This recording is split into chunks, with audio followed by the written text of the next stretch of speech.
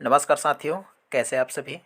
बहुत बहुत स्वागत है आपका मेरे इस यूट्यूब चैनल पर। और आज की इस वीडियो में हम लोग सीखने वाले हैं कि जो क्रिस्टल होते हैं उसके प्रकार और उसके संघटक कण या फिर उसके अवयवी कण या फिर उसके रचक कणों के बारे में। ठीक है, चलिए।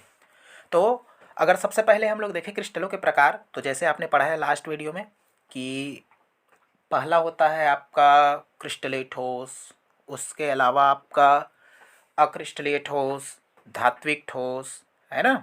उसके अलावा आपका आणविक ठोस। ठीक है। तो अगर हम लोग सबसे पहले अगर हम लोग बात करें कि ये जो ठोस जो है ना, उनके क्रिस्टल्स जो है उसके रचक कण कौन कौन से होते हैं। तो इस आधार पर सबसे पहले अगर हम लोग देखें तो पहला आएगा आपका आयनिक क्रिस्टल। ठीक है, आयनिक क्रिस्टल जैसे कि वो उसमें आ जाएगा आपका NaCl, पोटेशियम क्लोराइड, ये सब के सब आ जाएंगे। तो इनके जो रचक कण होते हैं वो कौन होगा। तो जैसे कि अगर हम लोग सबसे पहले अगर NaCl के बारे में बात करें तो NaCl का निर्माण कैसे हुआ रहता है। सबसे पहले सोडियम जो होता है अपना अष्टक पूर्ण करने के लिए एक इलेक्ट्रॉन का क्या करता है, दान करता है, क्योंकि इसके बाह्यतम कक्ष में 2 8 1 है ना। तो बाह्यतम कक्ष में एक इलेक्ट्रॉन होता है। अगर अपने इसको अपना अष्टक पूर्ण करना है तो अपने बाह्यतम कक्ष में इसको 8 इलेक्ट्रॉन जो है वो रहना जरूरी है। ठीक है।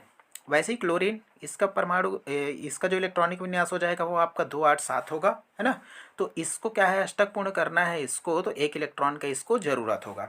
तो इस वजह से सोडियम जो है एक इलेक्ट्रॉन का दान करता है, उसको ही ये जो क्लोरीन जो होता है वो आपका ग्रहण करता है। ठीक है। तो इससे इन दोनों के बीच में एक विद्युत आकर्षण बल का निर्माण हो जाता है और उसी बल के कारण इसके बीच में एक बंध बन जाता है जिसको हम लोग कहते हैं आयनिक बंध।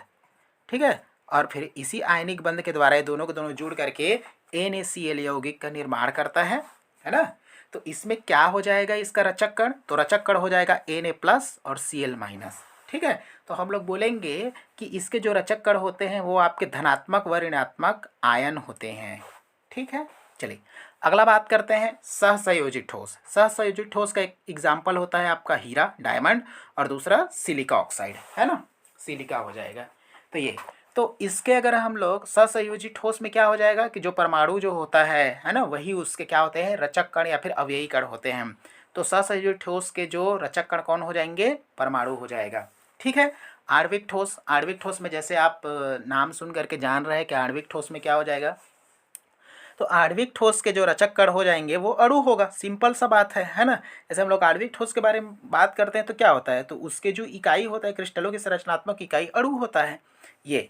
तो इसमें आ जाएगा आर्गन, जल, है ना। तो ये आ जाएंगे। अगला बात करते हैं धात्विक ठोस। तो धात्विक ठोस में जैसे एग्जाम्पल के लिए कॉपर, जिंक, गोल्ड, ये आ जाएगा। तो धात्विक ठोस में जो उसके कण जो होंगे, अवयवी कण, वो कौन हो जाएंगे, धातु परमाणु हो जाएगा। तो ये तो हो जाएगा आपका जो क्रिस्टल और उसके रचक कण, है ना। ठीक है, या फिर हम लोग संघटक कण कहेंगे। तो ये, तो आई होप आपको समझ में आया होगा। ये मिलते हैं अगले वीडियो में। धन्यवाद।